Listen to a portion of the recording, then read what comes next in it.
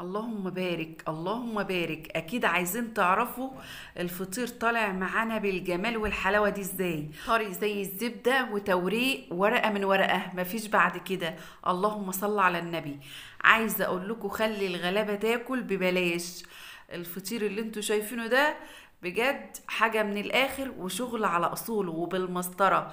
اللهم صل على النبي. وبالسمنة البلدي كمان. وعايزة أقولك ببلاش بكام يا شيماء؟ الفطيرة ب30 جنيه، ب30 جنيه وبالسمنة البلدي. بقولك من الآخر بسم الله ما شاء الله.